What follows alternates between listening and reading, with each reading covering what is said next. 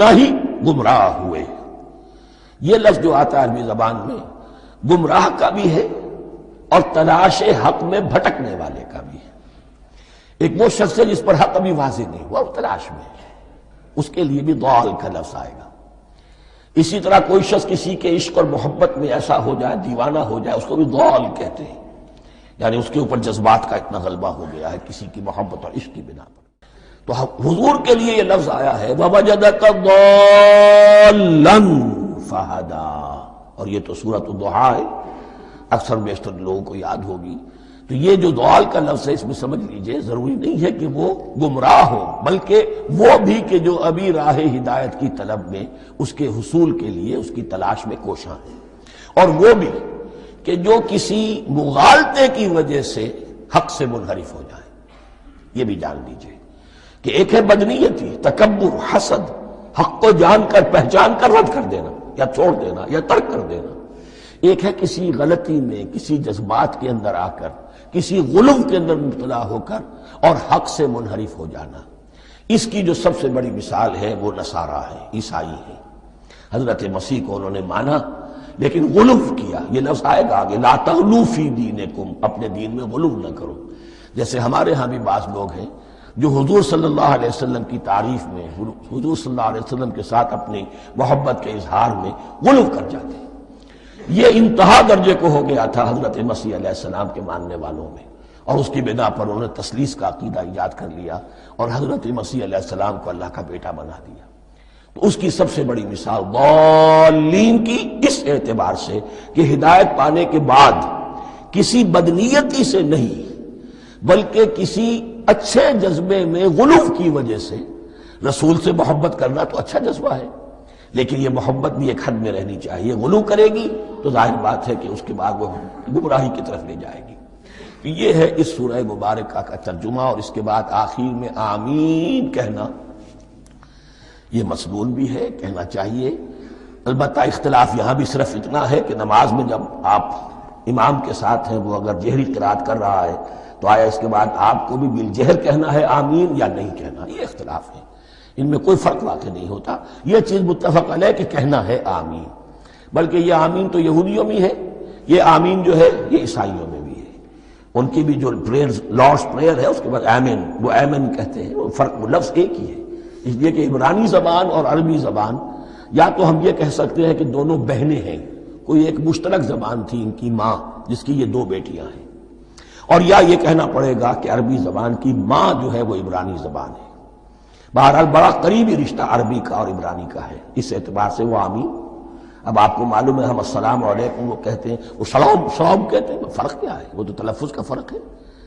اسی طریقے سے اور بہت سے الفاظ ہیں، میں بعد میں بتا۔ اب میں اس سورہ مبارکہ کے بارے میں خاص حدیث آپ کو سنانا چاہتا ہوں، اور اسی سے در حقیقت جو امام ابو حنیفہ کا موقف ہے رحمۃ اللہ علیہ، اس کی حقانیت مزید مبرہن ہو جائے گی۔ یعنی کیا کہ آیت بسم اللہ سورہ فاتحہ کا جز نہیں ہے۔ سورہ فاتحہ الحمدللہ رب العالمین سے شروع ہوتی ہے۔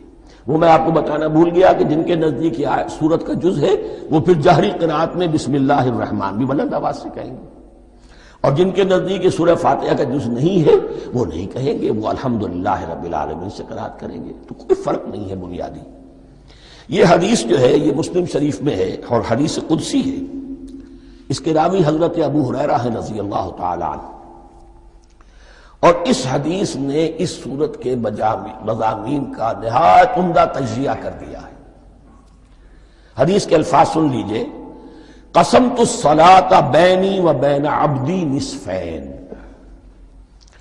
اللہ تعالیٰ فرما رہے ہیں، حدیث قدسی ہے، میں نے نماز کو، صلاۃ کو اپنے اور اپنے بندے کے درمیان آدھا آدھا تقسیم کر لیا۔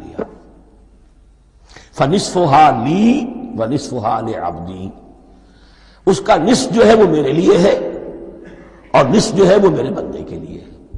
وَلِعَبْدِي مَا سَأَلَ، اور جو میرے بندے نے مانگا میں اسے دوں گا، میرا وعدہ ہے یا میں نے اسے دیا۔ اس کے بعد اس کی تفصیل آتی ہے، اذا قال العبد، جب بندہ کہتا ہے الحمدللہ رب العالمین، قال اللہ حمدنی عبدی، جب بندہ کہتا ہے الحمدللہ رب العالمین، اللہ فرماتا ہے میرے بندے نے میری حمد کی۔ وَإِذَا قَالَ الرَّحْمَنِ الرَّحِيمِ قَالَ اللَّهُ اثْنَىٰ عَلَيَّ عَبْدِي، جب بندہ کہتا ہے الرحمن الرحیم، اللہ فرماتا ہے میرے بندے نے میری ثنا کی۔ وَإِذَا قَالَ مَالِكِ يَوْمِ الدِّينِ قَالَ اللَّهُ تَعَالَى مَجَّدَنِي عَبْدِي، میرے بندے نے میری تمجید بیان کی، میری بزرگی بیان کی۔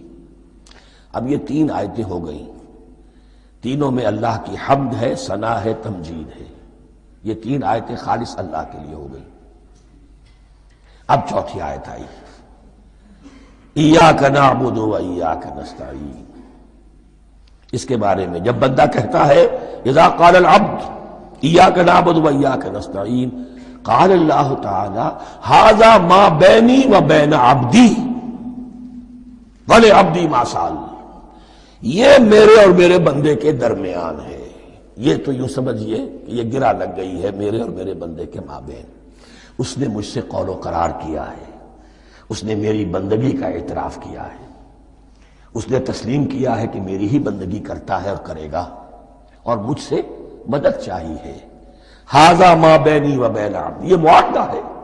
معاہدہ دو فریقوں کے مابین ہوتا، یہ میرے اور میرے بندے کے مابین ہے۔ وَلِعَبْدِي مَا سَأَلَ، اور میں نے اپنے بندے کو دیا جو اس نے مانگا۔ وہ میری مدد چاہتا ہے، میری مدد اس کے شامل حال رہے گی۔ فَإِذَا قَالَ، اور جب بندہ کہتا ہے اهْدِنَا الصِّرَاطَ الْمُسْتَقِيمَ صِرَاطَ الَّذِينَ أَنْعَمْتَ عَلَيْهِمْ غَيْرِ الْمَغْضُوبِ عَلَيْهِمْ وَلَا الضَّالِّينَ، قَالَ اللَّهُ تَعَالَى هَذَا لِعَبْدِي وَلِعَبْدِي مَا سَأَلَ۔ یہ تین آیتیں یہ میرے بندے کے لیے، اهْدِنَا الصِّرَاطَ الْمُسْتَقِيمَ، اسی صراط مستقیم کی وضاحت ہے مثبت، صراط الذین انعمت علیہم، اسی صراط المستقیم کی وضاحت ہے منفی انداز میں، غیر المغضوب علیہم ولا الضالین۔ یہ سب میرے بندے کے لیے ہے، اور میں نے اپنے بندے کو دیا جو اس نے مانگا۔ اس کو میں نے ایک مرتبہ یہ ترازو کی شکل میں اس کو لکھوایا تھا۔ دیکھیے یہ ایاک نعبد و ایاک نستعین، یہ ہے وہ ترازی کی وہ ڈنڈ، واو جو ہے ایاک نعبد و ایاک نستعین، واو جو ہے گویا کہ وہ مٹھ ہے جس سے کہ ترازو کو پکڑا جاتا ہے۔ ادھر ایک پلڑا ہے جس کی تین آیتیں ہیں، الحمدللہ رب العالمین الرحمن الرحیم مالک یوم الدین۔ اس کا نتیجہ کیا نکلا؟ ایاک نعبد۔ آپ نے شاید یہ سنا بھی ہو، ایک بہت ہی عمدہ قرات کا جو ریکارڈ ہے قاری عبدالباسط عبدالصمد کا، وہ یہیں سے چل کر سورہ فاتحہ کی قرات کر کے ایاک نعبد پر آ کر رکتا ہے۔ الحمدللہ رب العالمین الرحمن الرحیم مالک یوم الدین ایاک نعبد۔ گویا کہ یہاں یہ صورت بالکل ہاف ہو گئی ہے۔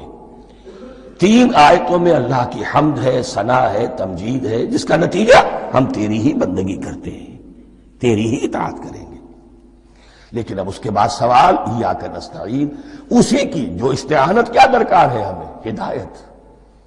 ہدایت سب سے بڑی استعانت ہے، ہدایت ہی تو سب سے بڑی مدد ہے۔ اهدنا الصراط المستقیم صراط الذین انعمت علیہم غیر المغضوب علیہم ولا الضالین۔ یہ ایاک نستعین کے حکم کے ساتھ یہ تین آیتیں آ گئیں، اهدنا الصراط المستقیم صراط الذین انعمت علیہم غیر المغضوب علیہم ولا الضالین۔ قسمت الصلاة بینی و بین عبدی نصفین فنصفها لی ونصفها لعبدی ولعبدی ما سأل۔ اللہ تعالیٰ اس سورہ فاتحہ کا جو اصل مفہوم ہے وہ بھی ہمارے ذہنوں پر، ہمارے شعور کی سطح پر اسے اجاگر کیے رکھے، ہمیں توفیق دے کہ جب بھی پڑھیں، جب بھی سنیں تو وہ کیفیت اگر ہو جائے۔ اس لیے کہ ایک حدیث ہے کہ الصلاۃ معراج المومنین، نماز تو اہل ایمان کے حق میں معراج کے درجے میں ہے۔ اس حوالے سے ہم یہ سمجھ سکتے ہیں کہ کوئی وقت ایسا آ سکتا ہے کہ انسان کو واقعتاً، روح انسانی واقعتاً اللہ کے یہ جواب سنے۔